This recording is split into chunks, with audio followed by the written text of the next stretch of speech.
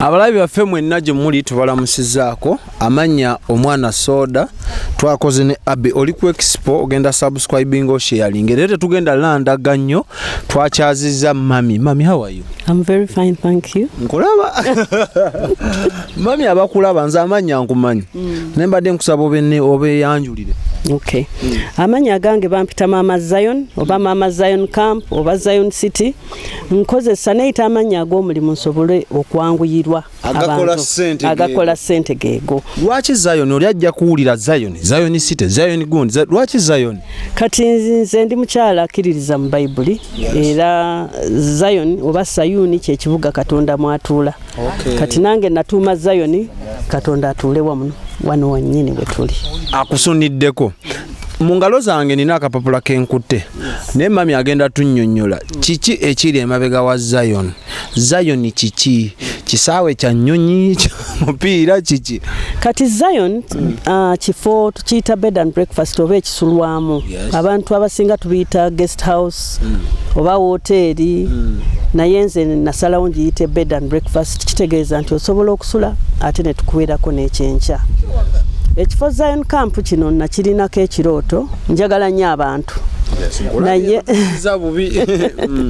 kati abantu bano abagenyi bange nasalawo mbeere ate nga nkola ne ssente nga nkyaza abagenyi ate nga nkolamu ne ssente. Ebisulo byakusasulira tufuna groups eziva ku church ne bajja bawumulirako wano bane basabirako wano nabo ne batuwayo kye batuwadde. Kati ngezaako era okubeera nti nambuza banna Uganda naddala okusinga ebifo ebyobulambuzi wano mu Uganda naye nga tusinzira kuva wano ku Zion. Wano we tuli wennyini wali ensibuko sooka otulagirire nga tetunnapaala nnyo. Otulagirira like omuntu okumulagirira akalabye wayinza osanga Zion Camp. Yes. Kati Zion Camp tuli ziba buwaya ekyalo bakiyita ziba buwaya. Ekyalo kino tukitambulirako okuyita mu mitendera mingi ng'esatu. Osobola okuva mu paaka empya n'olinnya emmotoka ezikuleeta e Kasanje. Kati tuli ku luguudo oluleeta Nakawuka Kasanje. Bw'oba weevuga osobola okuyita Masaka Road n'okyamira wali empigi ku bikondo. Bw'oba ovudde side z'e Masaka oba Mbarara. Wano nateete Nakawuka Kasanje nalo lukutuusa wano eziba buwaya. Then omukutu omulala gwe tuyitamu gwe twenyumirizaamu y'entebe. Entebe nakiwogo tuyita ku Kidyeri tulinnyawo n'amaato. Kidyeri kya bwereere eri munna Uganda ate eryato lya 3,000. Bwekiri kati ffe tukunona bw'omala okusala wali tulina baboda meni baffe aba Zion bakuleeta ne bakutuusa wano. Yes, wano ku Zion Camp. Nina akapapula kenkutte kaliko Zion Camp. Busoko bannyonnyola ebiriko bayinza ogamba nze mpaayidde. Kati ebiriko nateekako family nti ne bw'oba olina family yo Zion Camp osobola okukola ki okujja n'obeera ng'onoosula n'oleeta family yo omukyala abaana bo baabanganda zo ne tutegeka n'osobola okujja n'owummula. Nayagala nnyo Zion ekibeere ekintu eky'emirembe nga bw'otuuka wano ddala obeera okyusizzaako. So promotinga nnyo families zijje era wano tufunye abagenyi abajja ne family zaabwe ne bawummula. Kakati tulina eno kampu yaffe tulinako tiimu nabo batambuza nnyo abantu abakola wano ku Zion nabafuula ba Zionist nabo tutambulira wamu. Kati ne tubeera nga tupromotinga okulambula ebifo bya Uganda ebyenjawulo nga tulambuza abantu naye nga prices zolambulirako ziva wano ku Zion. Kati abantu baffe tubakuŋŋaanyiza wano oba tugenda Lake Mburo oba tugenda Bwindi kulaba bigorira.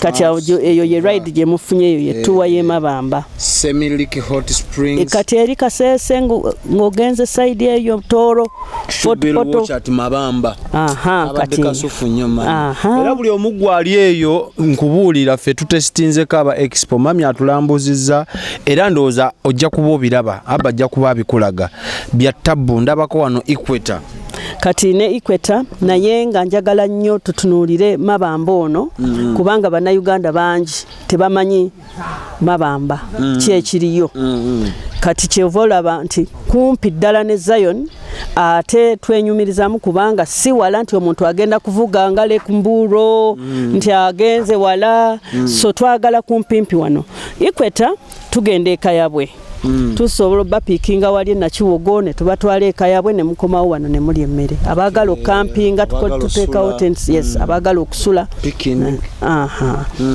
kati ekkula lino njagala buli munnayuganda ategere lwaki Uganda bagiyita ekkula bava ebweru ne balinnya ennyonyi kujja ku kkula lino abazungu naye ate ffe osobola okulinnya taxi kati taxi okuva wali mu paaka empya okutuusa wano Mabamba yakakaaga kokka bali babiteka mu ticket visa nateka mu kuno tekuli visa just conductor sikakijji muwe akakaagako akutuse Mabamba kati tukolagana n'abe Mabamba ne bakulambuza ku lyato era ku ssente ensaamusaamu mitwalo ebiri kitundu osobola okulinnya eryato n'olambula olaba ebintu ebisufu bye tulabye era bw'oba wakusula na wano tetujja kuseera nnyo tusasuza emitwalo 3 ku 5 era okusula n'osobola okugenda n'okeera n'olambula ki ekinyonyi kati ekyo kyenjagala okubiriza bannayuganda byonna gye muli eno baali bagamba nti kyalo naye ndooza namwe mukirabye nti ekibuga twakireeta mu kyalo nnyo services zonna ebintu bye tunyumiddwa eno yinza ogatubadde wana sina Kampala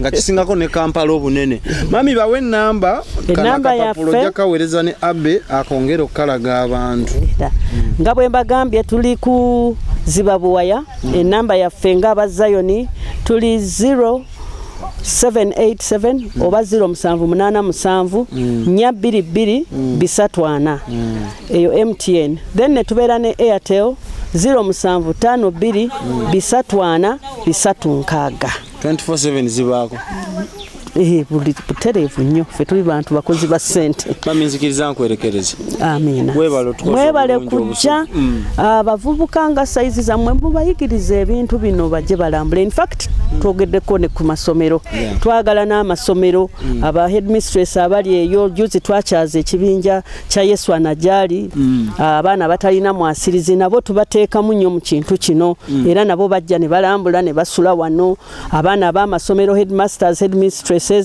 mu promoting kula Uganda mukulakulanye kula Uganda nga mugimanyisa bannanyini bo abagikola ki abagirimu si ku buli mwana ayimuka nti genda ku kyeyo naye tubaagaza ensi yaffe Uganda tweyanziza nnyo mami bamuyise Mami Zion lyerinnya ndooza ye mutandisi ye nannyini kirooto kino bannange atukoze obulungi obwenkanidde awo tulidde buli kyomanyi kyekiriibwa tulambudde ebinyonyi amazzi ku lyato ne tuwuga ne tukola buli kimu akafo ke kalungi dukambiro gwayagala okulambula munnayuganda jangu olambule Uganda olabe ekkula balina services zaabwe ennungi nnyo enamba agikusomedde osobola opoozinga noddamu n'okawuliriza amanya omwana soda timu leero yabadde nnene kwabaddeko Abe Joshke yabadde wali Pingu mu Kataasa Munyarwanda I salute you timu ebadde nnene nnyo so mwebale tulaba mukama abatukuumire ku lwa Katonda n'ensi yaffe Uganda Export TV to the world.